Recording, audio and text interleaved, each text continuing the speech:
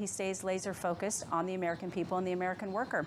I'm telling you, as I go around this country and I visit, the excitement in the labor force and in the participation rate, we're seeing that increase. Students, young people, they're excited to get back into the labor market. So it's going to take some time, but I can tell you, if we stay focused on the American people, I don't make a decision at the Department of Labor unless I know it's going to benefit the American worker first. You mentioned federal workers and those employment numbers dropping off. When you think about DOGE working inside the labor force, has it changed given the fact that Elon Musk has now left the administration, and also given the fact that he's having this pretty massive breakup with the President of the United States on social media? Well, the focus of DOGE was government efficiency. Again, that's what the president promised the American people, that he was going to save them their hard-earned tax dollars. Again, the focus is to make sure that we're being efficient with their tax dollars and still growing the economy. Listen, we can have distractions all day long. This jobs report of 139,000 new jobs, I think, is the primary focus today, because that is what matters to the everyday workers who get up every morning and understand that the president has their best interests at heart. So even with Elon Musk not at the helm and also having this implosion with President Trump, do you still see DOGE working even inside the Labor Department?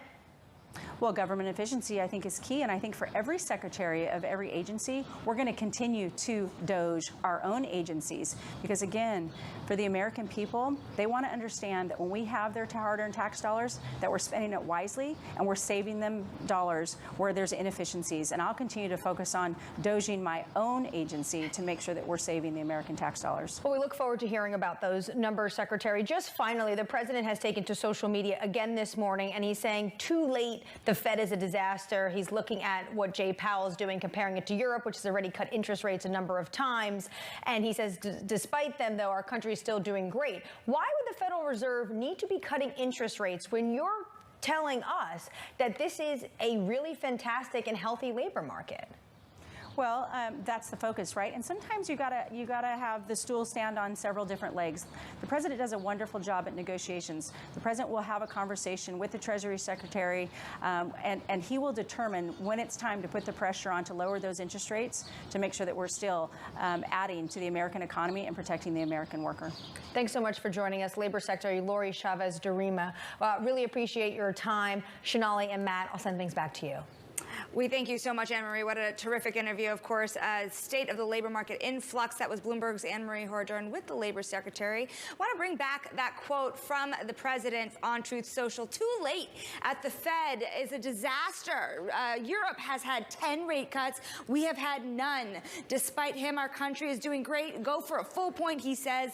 Rocket fuel. I want to pull up also what the market says, because that matters too. You have less than 2 rate cuts actually this year that already priced in. So nowhere near what the president is talking about. Of course, it's because we have still seen an economy that has been hotter than expected. We had also seen a little earlier the president say that the economy is indeed hot. Now, people are going to be looking very closely at that inflation data next week. But in the meantime, we are looking at a market that is still ripping. Let's get a check on some of those movers, too, because Tesla is helping out that easing of the spat between billionaire Elon Musk and President Trump is now sending Tesla shares about 5% higher, about 4.95%. But big tech also leading the way on a points basis. NVIDIA at the top of the group. Apple, Amazon not far behind. On the downside, we do see Broadcom, Lululemon taking a hit, with Broadcom still down about 2.5%, and Lululemon and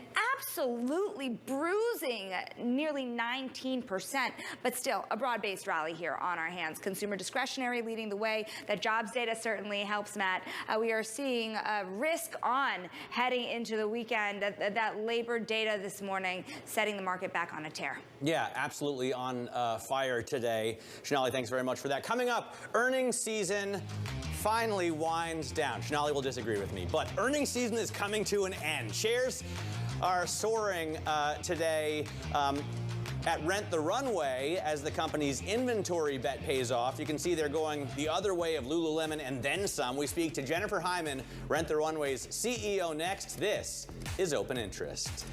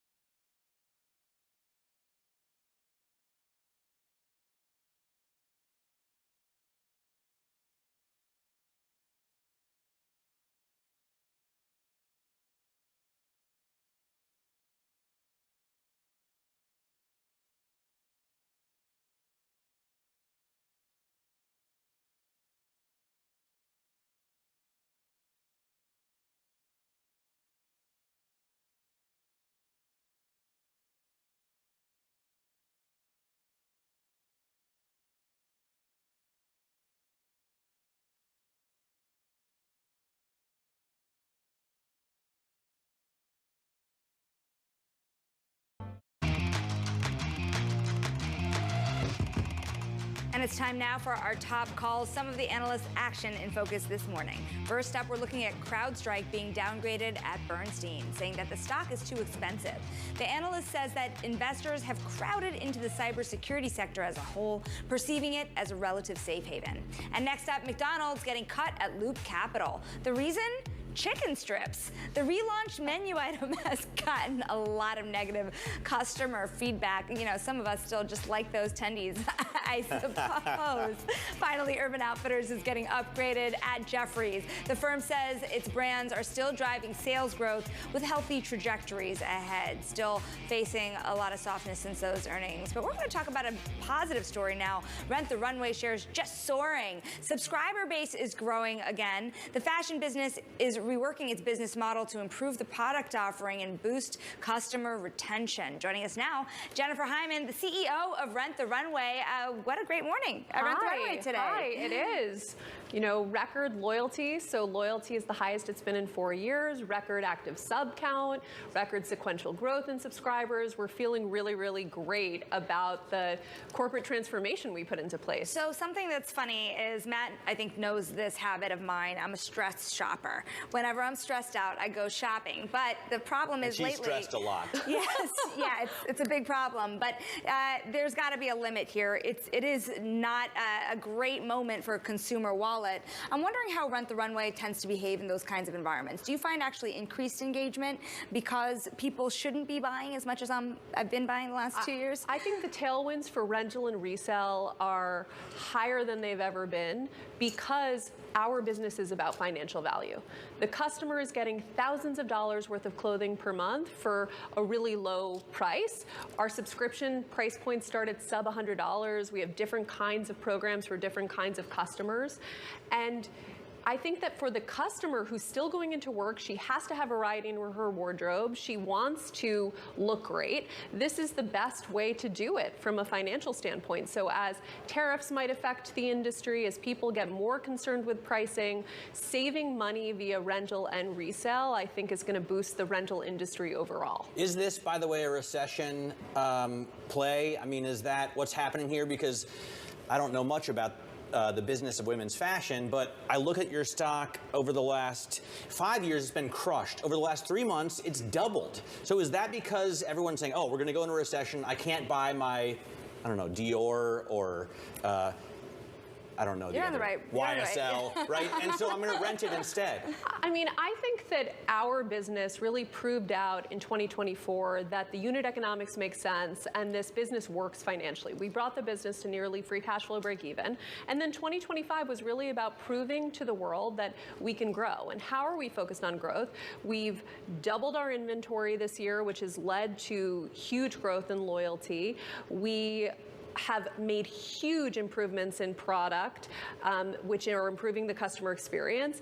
And we've kind of driven the business back to a much more authentic way of communicating with our customers, which has driven up social engagement by 163%. So we're not investing more in marketing, but we've changed the way that we talk to our consumers, and that's having a positive effect. You know what's so interesting to me? When you talk about typical retail companies, you're talking about the brick and mortar presence, you're talking about the same store sales. But when it comes to you, we talk a lot about you like a social media company. The idea here now that you have almost 150,000 active subscribers.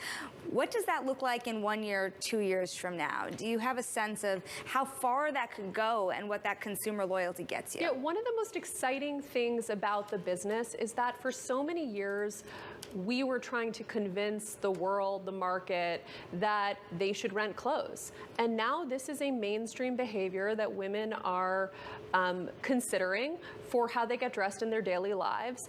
And so the opportunity to have millions of subscribers in the future to Rent the Runway, I think, is really bright. Yeah, I see.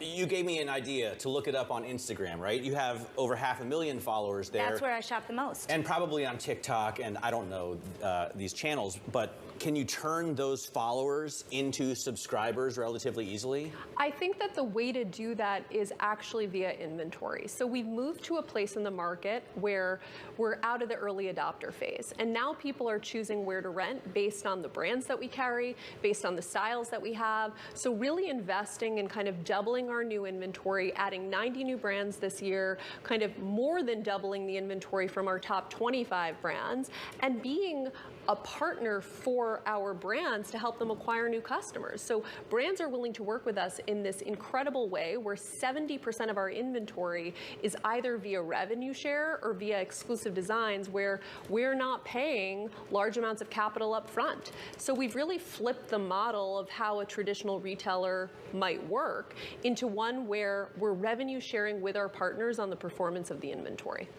All right. I think it's really a really cool business, and I mean, you look amazing. So Thank I kind of you. want to rent the runway, but you don't have suits, right? We can up your tie collection. Yes, you should do a rent the runway for ties. Well, you know what? I want your wife as a customer. I want your friends as customers. Spread the word. I think that Rent the Runway has really grown based on organic adoption from the very beginning, word of mouth, and igniting the authenticity around the brand. The inventory helps do that because you look great, you get a compliment, you say, I rented the runway, and now you're going to be a customer. All right, Jennifer, thanks so much for joining us.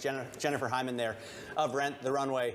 Another truth dropping just now from Donald Trump, or during that interview that Anne-Marie did with Lori Chavez-DeRemer. If too late at the Fed would cut, we would greatly reduce interest rates, long and short, on debt that is coming due. Biden went mostly short term. There is virtually no inflation anymore. But if it should come back, raise rate to counter. Very simple. He is costing our country a fortune. I want to be very clear that the Treasury Secretary currently is also having to borrow at the short term. Yes, I know. Right. Like, let's remember that. Right. Too. And also, if this economy is so hot, if we're running hot, do you want to cut rates? That's not really how it works. Keeping them too high. Coming up next, we'll talk to Diane Swank about this from KPMG. She shares her prediction for the U.S. economy. And then we'll talk whether this Tesla drop is an opportunity for Rivian with Charles Lemonides. This is Bloomberg.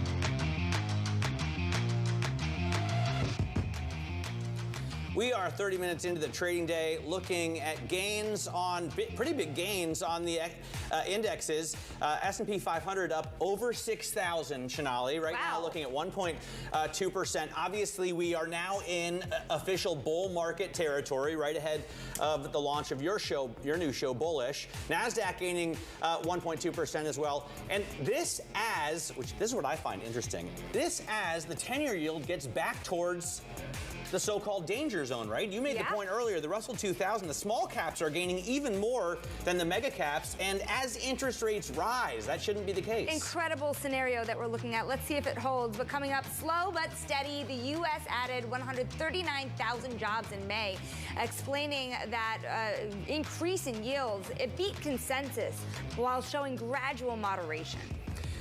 That jobs report has got President Trump all fired up. The president urging the Fed to cut rates by a full point, piling the pressure on Powell, even as he says this economy is so hot. So hot. Meanwhile, the White House is signaling that the president may move on from his feud with Musk. But the Wall Street Journal says that Trump is considering selling or giving away his Tesla shares.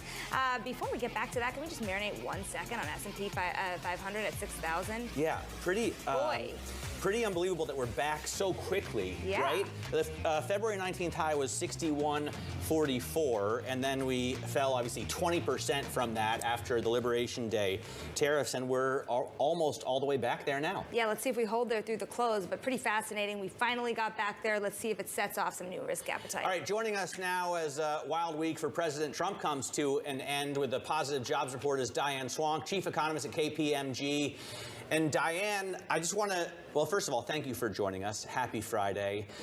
This was a very long week. The jobs numbers look pretty positive. Indeed, President Trump is saying America is so hot compared to how ice cold it was 6 months ago. In that case, do we really need the Fed to be cutting now? Well, actually, I think the job numbers were had a soft underbelly to them that is getting lost in translation. But no, the Fed's not going to cut at this stage of the game because of the threat that tariffs pose to inflation. And they've been very clear about that. They have to deal with that threat first. And without dealing with taming inflation due to tariffs, you cannot get to full employment sustained. And so that is the bottom line for the Federal Reserve. But the soft underbelly in this report was the household survey. The household survey shed a lot of jobs, but really what we saw was other shifts in the household survey that suggest, along with the slowdown in the pace of hiring, which is very low right now. The pace of hiring is below that we saw in 2019. So our quit rates and people leaving their jobs fell by quite a bit during the month, while people trying to get education and training and moving out of the labor force for that picked up. That tends to be a sign, an early sign of a weakening labor market where people are not as able to get jobs as quickly as they once did. The ranks of the newly unemployed also picked up. So even though the overall number is solid and beat expectations with revisions, it's weaker. And the underbelly of what's going on in terms of the household survey revealed an economy that's the labor market starting to look very fragile. There's not a lot of room for error when the pace of hiring is so low and quit rates are so low. Any increase in layoffs will result in a rise in unemployment. And in fact, the main reason the unemployment rate did not rise was because there was a drop in the participation rate. That's not for the right reasons. Fewer people were actually putting their hat in the ring and looking for jobs during the month. Dan, the caution is so very warranted, but I do want to also point out what the president is saying this morning, because he said too late at the Fed is a disaster. Europe has had 10 rate cuts. I will point out they did not have 10, they had 8. We have had none, he says. Despite him, our country is doing great. Then he says, go for a full point. Rocket fuel. He is asking for a full point rate cut. And of course, even just a half point rate cut last year was a big deal. The Fed has not been able to do that since, and the market is doubting that they could do 2 this year, maybe 1, some believe 0. If he were to cut a full point, can you just paint a picture quickly here about what that would do to the economy given the inflation concerns?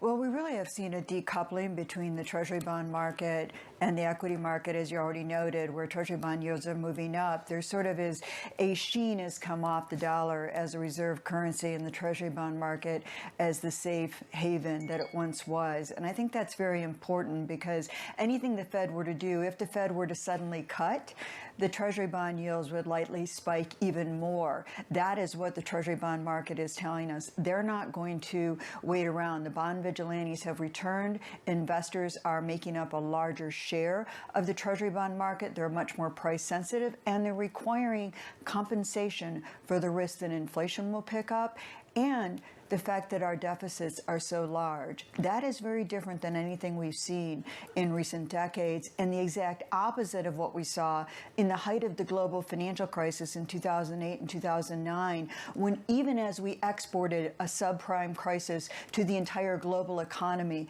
the rush was still into the safety of the U.S. Treasury bond market, and investors were willing to pay us to take on debt, even though we were the epicenter of that crisis. It's funny, yesterday Elon Musk tweeted out retweeted a series of tweets from President Trump during the Obama era in which President Trump was a deficit hawk and saying that we shouldn't be raising the debt ceiling. Now, clearly he feels differently, but how big a deficit or how much do you think, Diane, President Trump and his big, beautiful bill will add to the national debt? The CBO said $2.5 trillion. I've heard estimates that are closer to like $5.3 trillion. On the other hand, if he does keep a 10% baseline tariff, the CBO says he's going to bring in about $2.8 trillion to offset that.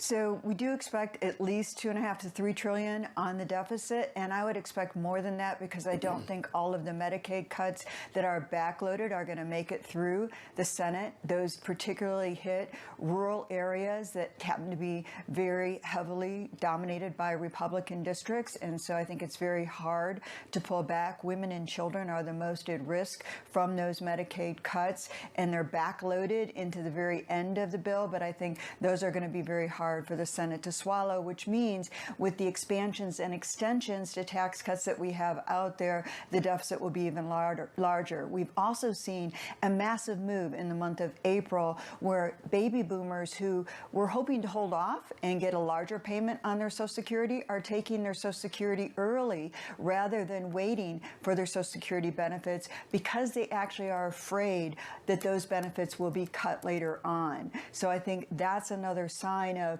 how much different the view is in both the U.S. economy and from those buying our debt of federal deficits and debt. Adding to them at this stage is not the best thing to be doing, but that is really what's going on. And the tariffs alone, the math just doesn't add up to cover the costs of tax cuts elsewhere. Diane, we thank you so much for joining us this morning. Of course, a lot to parse through as we can start the drumbeat, can't we? About a week and a half now to Fed Day. Yeah, for sure. And it'll be interesting to see. Obviously, we don't expect the Fed to cut, and we don't expect the Fed to cut that much anymore. In terms of pricing, you're saying now fewer than two cuts? Fewer than two. Yeah. And that September rate cut very seriously in dispute as well. We'll keep an eye on all of that to you. But let's get back to the story stealing all the headlines. Tesla shares trying to bounce back after yesterday's sell-off. Elon Musk saw his net worth crumble by $34 billion by the end of trading yesterday. Joining us now from San Francisco, Bloomberg Technology co-host Ed Ludlow. Ed, we've been talking a lot about Tesla. I'm actually curious about the broader Musk world because, of course, Starlink came under threat as well. What does it mean for this billionaire to get into such a massive dispute with the president? How much is at risk for him? Yeah, look, if you think about like Elon Inc., right, Tesla, the sort of public proxy, and we can talk about the trading, or SpaceX, the sort of dominant player, it has basically a monopoly in commercial space launch. It has massive exposure to the US government. You know, Tesla's history was built on some element of subsidy. Particularly in more recent years with the EV tax credit. Now, Elon Musk has said very, very consistently that they should do away with subsidies and EV tax credits. On the SpaceX side, it is highly aligned with the defense apparatus of this country. Billions of dollars of contracts, not just grants that come from NASA for projects, but I'm talking deals with the Pentagon and other institutions to put defense satellites into orbit. But the way I look at it right now is like the stock's down on the basis of having its worst weekly drop since October of 2023. So this is really big, and it's specifically relating to what's at the core of the long-term Tesla bull thesis, which was the Trump trade of Elon being friends with the president and affecting legislation or policy that would be to Tesla's benefit. And that's kind of what the market's digesting right now. I wonder if you've seen the acronym MAKO. Musk always chickens out, because he initially said he was going to decommission the Dragon, and then he tweeted back to somebody who had like 117 followers, maybe I won't do that. He initially said he was going to cut $2 trillion from the deficit, and now what has he got so far under Doge, Ed? How much have they actually cut? Well, this is what the thesis is of some, particularly I think in markets outside of Tesla, who are trying to track what the president does next. And I think, there's an idea that Musk is trying to put emphasis back on the deficit, because he basically is also consistent on the idea of the debt burden of the United States. This was a big thing in the campaign, and like a lot of the exchange on X, I just don't think we have time to go through the blow by blow, but he kind of steered it back to the idea that during the campaign ahead of the November election, Musk was quite helpful to Trump, and they were aligned on the idea that they had to address that deficit and bring it down. But again, like from the technology and Tesla perspective, for me, this is a robo-taxi story.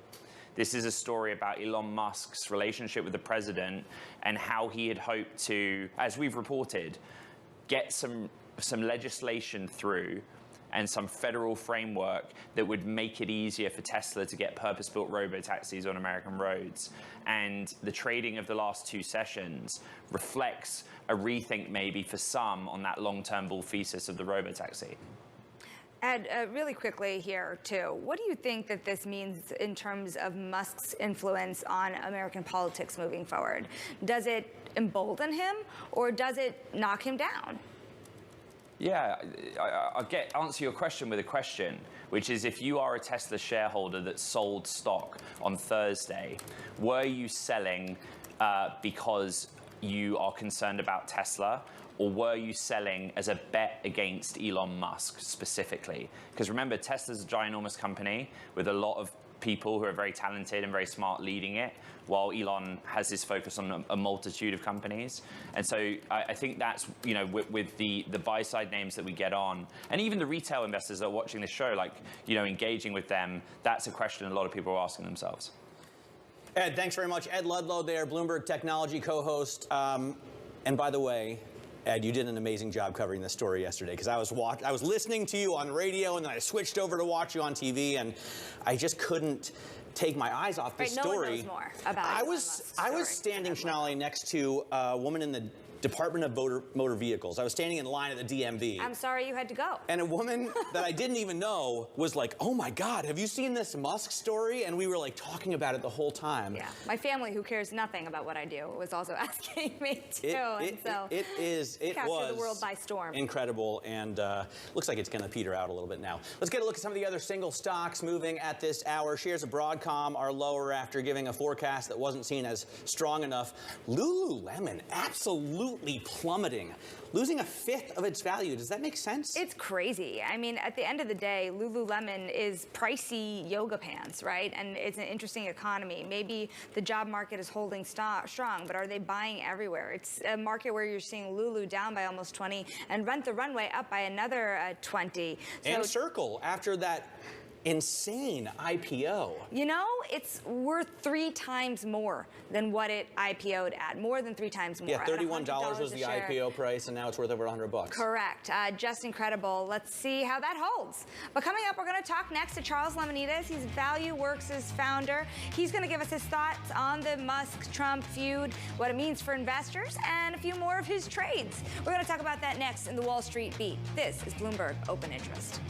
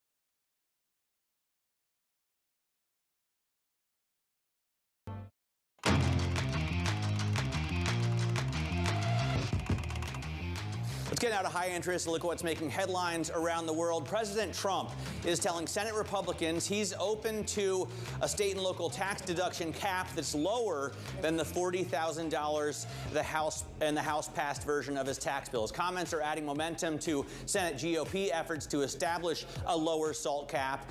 Speaker Mike Johnson says he's fighting to keep the $40,000 cap because it'll be crucial to passing the final bill version of the bill. Remember that President Trump campaigned here in New York and said he was going to lift that SALT cap. So I guess he's not.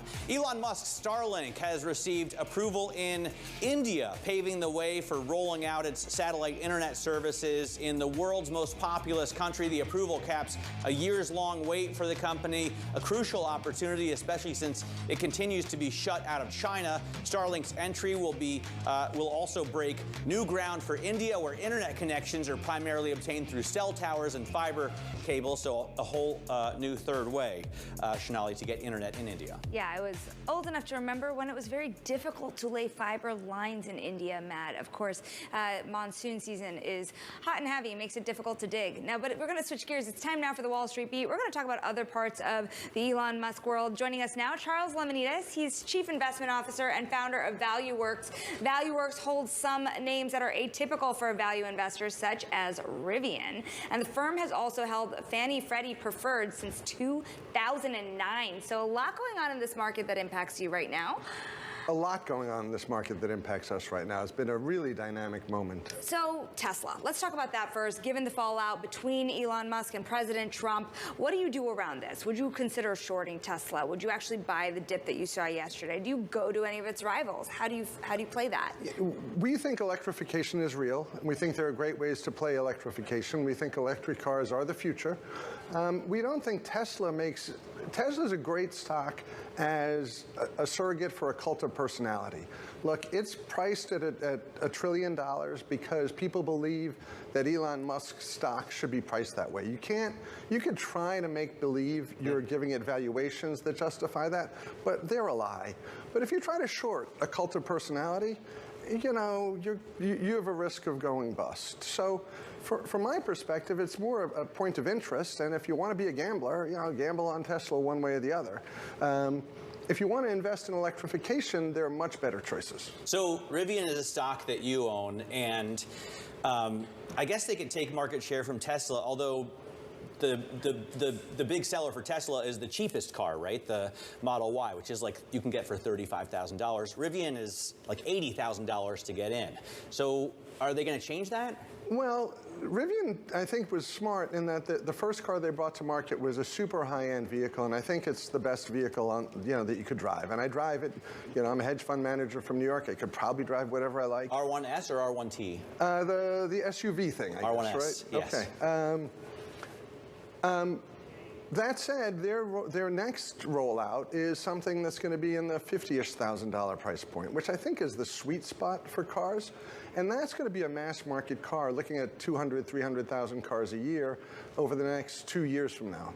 The big one that I drive, they're doing 50,000 cars. They might get to 70,000 of those, but that's still a good business. And the long-term trajectory is really, really powerful. What about General Motors? I mean, yes, they make the lion's share of their money. They make all their money on the big trucks, gas-guzzling trucks, but they have a pretty impressive electric vehicle lineup. They're coming out with a new Bolt, and the old Bolt was already a strong seller. They have the GMC Hummer, the Sierra and Silverado EVs. I just drove the Blazer EV, which was an absolute sleeper. So the EVs are coming, and the more that we understand that range isn't an issue and that you could charge them, the more they're on their way. They're a more powerful option than an internal combustion engine, I'm pretty sure. So the question is, like, is a standalone EV maker better positioned than one that has to defend their internal combustion engine business? And that's a big investment for the other automakers, and it sort of puts them needing to defend something that's gonna die. So I think you're better served with the standalone, and I think that Rivian will be only one of 2 standalones, because the other independent EV makers don't have the scale that Rivian has. And if you're not sure they're going to be around, and one of them just went bust, another one is likely to go bust soon, yeah, it's really hard to commit to spending 50, 100 grand on a car if the manufacturer goes bust and you know, if a light goes on and you can't drive your car. A lot of risk in this transformation. We only have about a minute left here. I do want to quickly get your thoughts here on something I realize you've owned for a long time, Fannie Freddie. You've been in the preferreds. How do you think that the preferreds versus commons will do if the government succeeds in privatizing it? Well, look, the nice thing in bringing it in publicizing, bringing it public, other way around. Deprivatizing. Yes, deprivatizing. Right. Thank you. The nice thing about the preferreds is you can have a target price for them. You can have an estimate of where they'll trade if this comes to pass. Because they're preferred stocks, they're legally entitled to a dividend rate. And so they're likely to trade based on yield, which, you know, depending upon which one you're talking about, they'll be basically 2.5 times today's price if they're paying the dividends and the company has equity value below you. The challenge with the equity is that the government can take whatever percentage of the equity they want for themselves. So when you buy the stock in the open market today, you're maybe getting 20% of the shares outstanding because the government has warrants to buy another 80%. But the government also has a preferred stock that they could easily convert into another 80% of the common or 200% of what's outstanding on the common. Charles, fascinating stuff. I hope we can have you back soon to talk more because you hold a lot of really interesting stocks. Charles Lemonidis there of ValueWorks. This is Bloomberg.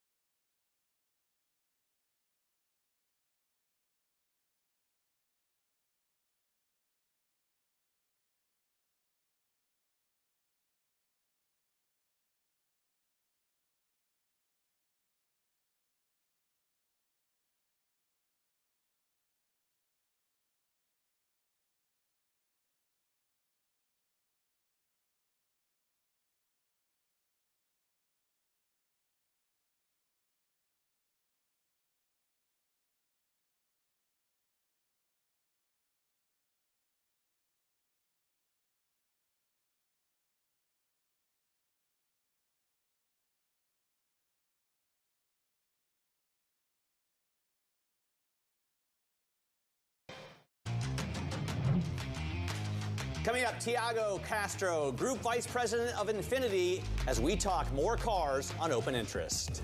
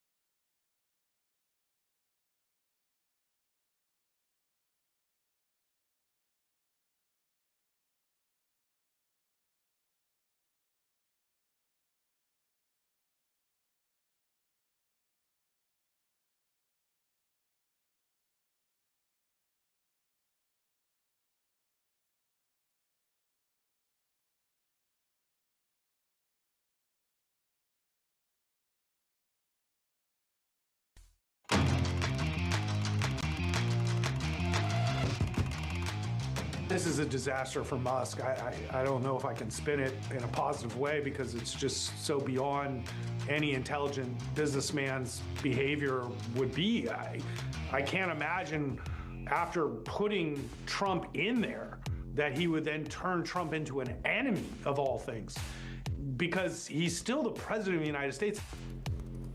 That was Ross Gerber, President and CEO of Gerber Kawasaki, one of Tesla's earliest investor, talking to Bloomberg yesterday. Here's a timeline of yesterday afternoon's stock moves. You can see at 12:59, Trump spoke. At 1:57, Elon tweeted. Then Trump tweets back. And meanwhile, the stock is just plummeting the whole time, right? Now, it has rebounded pretty significantly today. Obviously, we haven't got all $200 billion of market cap back that was lost over the last couple of days. But let's get more on this story. We're joined by Bloomberg's Detroit Bureau Chief, David Welch. David, it is pretty amazing to see that much market cap disappear from a company with no corporate news to speak of. Does it look like Elon Musk can make this back if he makes up with President Trump? It's going to have to be a pretty big makeup. Look, I think one of the things that had pushed Tesla's stock rally, going back to pre-inauguration, we're talking pre-election, as a matter of fact, when Trump was doing better in polls and Musk was aligned with him, there was an assumption out there that Trump would clear the way for AI, clear the way for autonomous vehicles, and maybe Elon would be able to preserve some of the electric vehicle credits by being, sitting right next to Trump, sitting on his shoulder, and being the Trump whisperer for the industry, and that it actually would probably benefit Tesla much more than all the other car companies, because Elon would be able to make all of this happen. And here we are. The Republican bill is still taking away electric vehicle credits. We do have some movement on new legislation for autonomous vehicles, but it's very unclear at the moment. And I think, between the tariffs and between the electric vehicle credits going away, Elon kind of figured that being so close to Trump, spending so much time and money, getting him elected, that he would have gotten his way on these issues, and he didn't. And I think, hence David, the tantrum and the counter tantrum. Can I ask a question? Donald Trump keeps saying that he took away the EV mandate. Now, he also says we gave $350 billion to Ukraine and that the ECB cut 10 times, neither of which is true. But was there a mandate, an EV mandate from the federal government? What they mean by the EV mandate when Republicans talk about that is the clean air rules that govern fuel economy and greenhouse gas emissions that by default, because of the toughness of those rules, would have required about half the vehicles in the U.S. sold be electric by 2032, which at the pace we're going was just not realistic. The EV credits are not a mandate. They give money to people to buy them, and they give money to companies who produce batteries in the U.S. But it wasn't a rule saying anyone had to buy EVs. It was just forcing automakers to sell a certain number of them. And look, we've seen these done in California over the years on hybrids, on EVs. The government's always backed off on them whenever the market didn't respond to it. And so there was a mandate of sorts on that, but it wasn't requiring individual consumers to do it. But it was a very, very unrealistic regulation on the car companies. You're talking about product cycles that are 1 or 2 vehicles away, new models away, and the market's at 8% EVs, and they're requiring it to be half. And it was just too tough to hit, and that's where the whole mandate thing came about. Back in May, I suppose at this point, you had Elon Musk speaking with our own Michelle Hussein, saying that he was kind of going to back off from the political funding side of things. And Tesla itself, over the last few months, has increasingly gotten very politicized because of Musk's relationship to the president, his own political activity over the last couple of years. I mean, how did the politics of Tesla change given the latest turn we've seen in this saga? Look, Elon is, I've always thought, not necessarily a liberal supporting clean air rules and incentives from the government, not necessarily a true conservative. It's really politics of Elon. I do think for a variety of reasons, when he went on X, he opposed certain social issues, basically diversity and woke politics that come from the left. He didn't like those things. And I think he was just more aligned with Trump in a lot of ways, probably also because the Biden administration had gone after autopilot and the safety issues that Tesla's had. He didn't like that either. Elon doesn't really like regulation. And so I think he lashed himself to Trump, figuring that this was going to help his business, and by the way, there were a bunch of social issues where he didn't agree with the Democrats, and that's cost him some sales, right? Does this all turn it about now that he's fighting with Trump? Probably not, because I think there are a lot of buyers who he's probably permanently turned away unless he were to just completely reverse course and go full progressive here, which I just don't think he believes in a lot of those social issues, so he's not going to do it. I don't think there's much coming back from it here.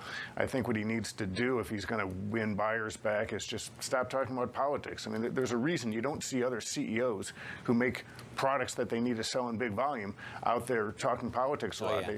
They'll sell a product to anybody, and they don't want to offend people. Famous lesson from Michael Jordan. David Welch, thank you so much for joining us. Our Detroit bureau chief, David Welch, on Tesla. I want to shift gears to another automaker, which I can say without it being a horrible pun, because you can't shift gears in an electric car. But oh, yeah, I just caught that. You can took me a minute. The Infiniti QX60. That's Nissan's luxury vehicle division, Infiniti, and they are making the QX60 vehicle in Smyrna, Tennessee, Yes. I believe. Yep, we that's go correct. there now to talk to the head of the Americas business, Tiago Castro. Tiago, thanks for joining us. Talk to us about the fact that you're manufacturing these vehicles in America. And it's not new for you to make vehicles, or for Nissan to make vehicles in America, but are you bringing more of your manufacturing here to these shores to avoid Trump's tariffs?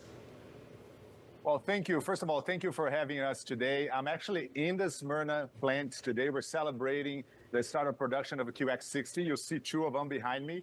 So it's an exciting moment. Absolutely, we produce a lot of vehicles in the U.S. We have 3 plants. Those plants are critical for our long-term strategy, and we're going to continue to produce them. For Infiniti, we will produce a new vehicle. We already announced next year a brand new vehicle called the QX65.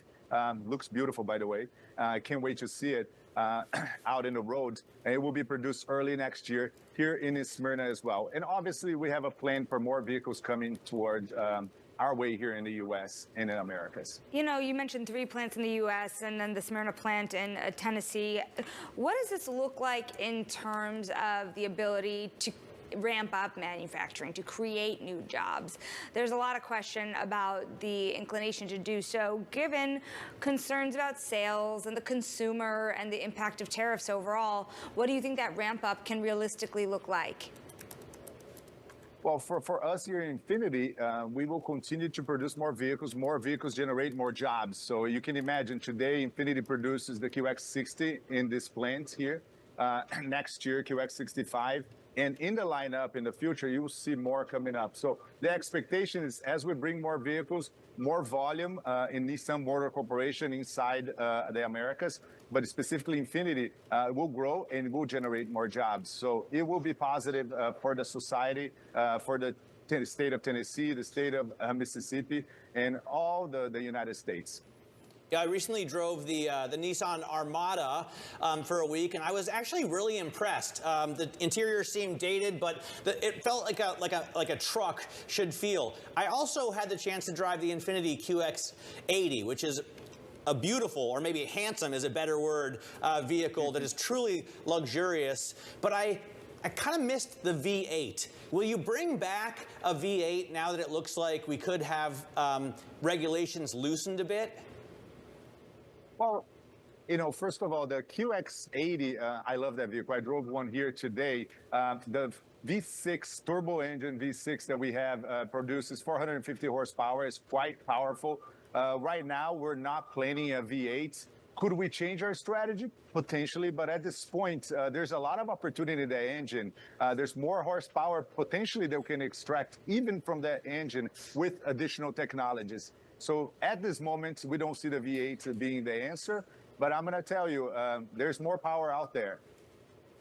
I have a question about U.S. sales, because last year my understanding is that sales fell about 10%, about 1/3 of what was sold in 2017. How confident are you that you can boost the sales back to above 100,000 vehicles in a year? Do you see a path to that? Well, this is a great question. It's something that I'm working intensively on.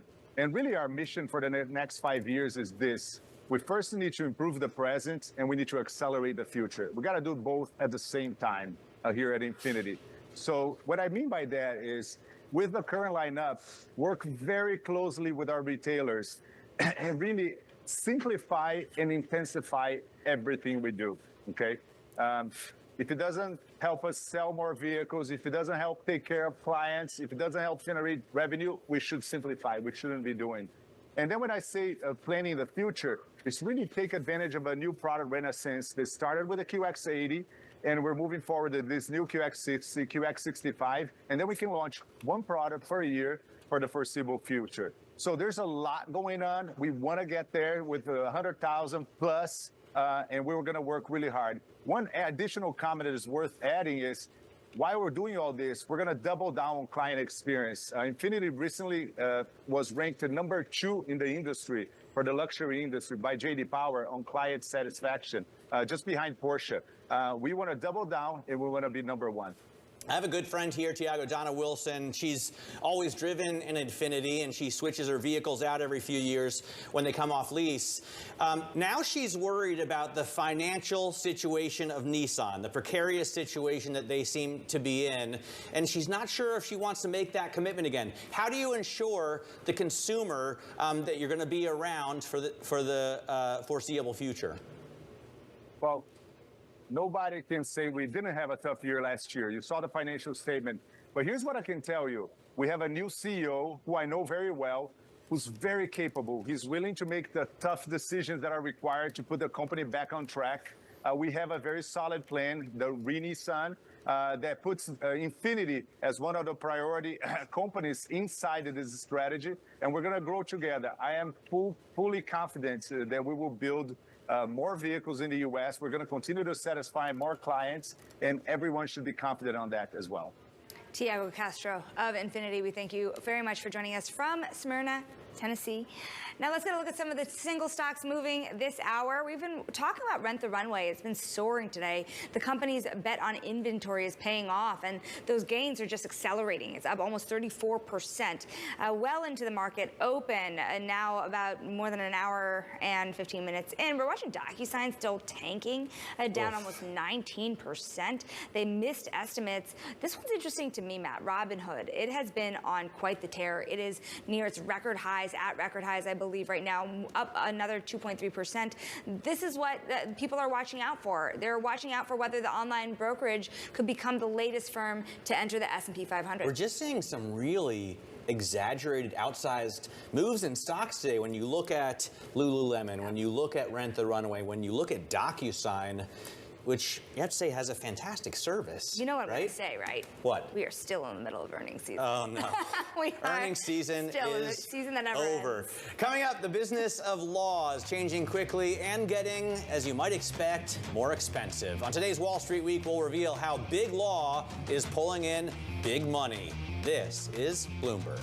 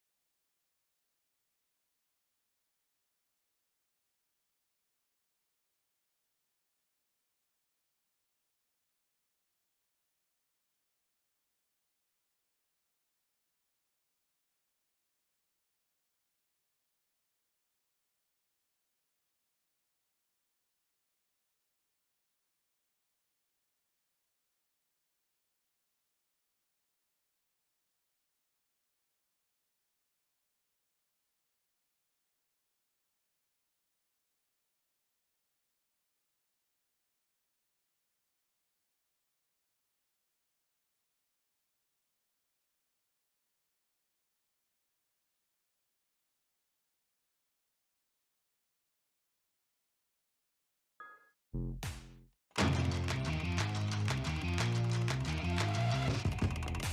it's time for our Wall Street Week conversation. Law firms pulled in over $343 billion in 2022, nearly $100 billion more than a decade ago. David Weston takes us inside big law, exploring how bigger cases and higher stakes are putting fresh financial pressure on the legal world. The cost of litigation, the time litigation takes, the amount of investment either a law firm or the plaintiff has to make to even be able to figure out, is it a good enough case? How can I win this case? It just is cost prohibitive for the average person and frankly for the average firm, because a law firm that takes a contingency case, that's not their only contingency case. Boris Zeisser is a partner at Schulte Roth, where he is co-head of its finance and derivatives practice. I think it's the need for capital, given how expensive it is to litigate, that has created this need for this outside investment. As the cases have gotten bigger and more expensive, so have the law firms that handle them. Top law firm partners are being recruited from one law firm to another, and they're being paid something like $20 million a year, guaranteed for 5 years. I used to joke that law firm partners are paid like middle relievers. They're now being paid like starting pitchers. You start to have that in global enterprises, in dozens of locations with tens of thousands of people, if you count all the people who are not lawyers who work in these organizations. And pretty soon you realize that if you're running one of these things, you need not only the skills of an excellent lawyer, you need to also understand how to manage a complex business. The transformation in the practice of law has already brought with it outside investment, largely in the form of litigation finance, where investors take an interest in individual cases or groups of cases. Litigation funding is just the securitization of litigation assets. And again, it started out as a kind of cottage industry, mostly focused, frankly, on plaintiffs' firms who are looking for ways to defray the big investment. Increasingly, what we're going to see is, by the way, companies bringing them in to bundle cases together. So just like subprime mortgages, for better and for worse, we are now seeing, litigation as an aggregate asset in which people are bundling cases together, because from the company's point of view, it's an aggregate risk. That was David Weston on how the practice of law is changing. You can watch Wall Street Week tonight and every Friday evening at 6 p.m. New York time. It's what you need to think about. Now, coming up, the conflict between Musk and Trump hit Tesla investors hard, but may have hit ETF investors even harder. We're going to bring you more on that ahead. This is Bloomberg Open Interest.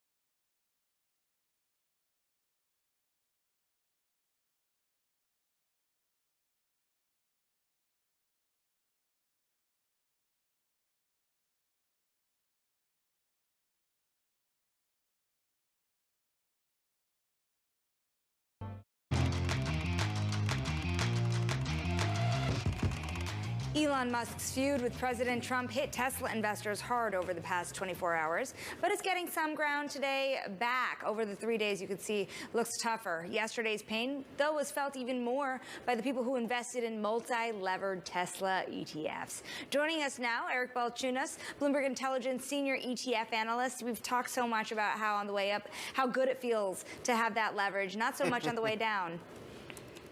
Yeah, look, it's a double-edged sword. It always has been. And, you know, you look at the people who trade this stuff, a lot of people, these traders like to pile into what just happened. So you should see a lot of volume in the 3X today, the long one. They usually look for this mean reversion bounce back. So for these degen traders who like using the 2X Tesla and the 2X inverse Tesla, a day like yesterday is like the perfect situation. If you're caught on the wrong side of that, or you're holding the positive one yesterday, it's a bummer. But just volatility in general, they love it. So TSLL traded $6 billion worth of shares. It's record volume. And get this, if it were a stock, the 2X Tesla ETF would have been the 6th most traded equity on the New York Stock Exchange, which was wild to me. What about the borrow? I mean, do you see people shorting these ETFs? Yeah, it depends. I mean, that's why the 2X stock ETFs are so successful, because you could just click buy, and now you're negative 2X Tesla or 1X Tesla, whatever you want. The borrow usually is, when the borrow gets high, that's usually why some of these products succeed, even from the pros. But I haven't seen the borrow cost on Tesla itself, go up too extremely. So if you wanted to borrow, these liquid stocks are pretty easy to borrow.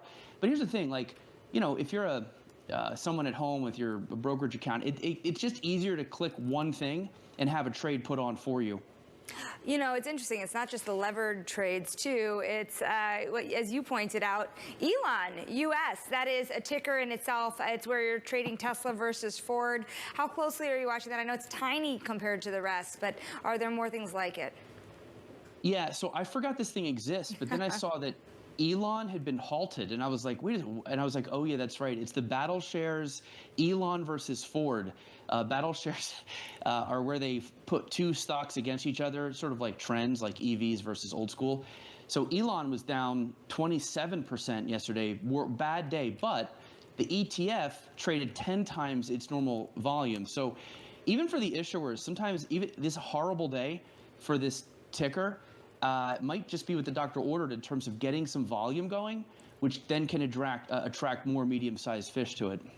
All right, Eric, great to spend some time with you, and I look forward to your program on Monday. That is ETF IQ. You can catch it every Monday at noon New York time, and I believe there's a newsletter as well that goes with that, so if you haven't got enough, plus you can follow Eric on Twitter. You follow Eric on Twitter? I actually have alerts for just a few people, and that includes Eric Balchunas, Elon Musk, Brian Armstrong, and so for me, Eric is he's up there with some pretty big dudes. Things to say, exactly. Coming up on Monday, I'm happy to say we have RBC's Lori Calvasina. It's always great to talk with Lori. We have Goldman Sachs' Peter Oppenheimer, which will be pretty fantastic. Health Equity CEO Scott Cutler. So we got a lot coming up on Monday, and maybe we hold these gains into the close, Sonali. Maybe we stay over 6,000 through the weekend. Yeah, it's incredible. I've been thinking about how long I've been saying this for, when we're going to hit 6,000 again. You pointed out to me, last time we were at 6,000 was back in February. We're back into bull market territory, even with yields higher. So interesting setup into next week before we get that CPI data. Perfect timing. Today is the 6th of June. So 11 more days until bullish launches. Yes, right into that bull market. This is Open Interest.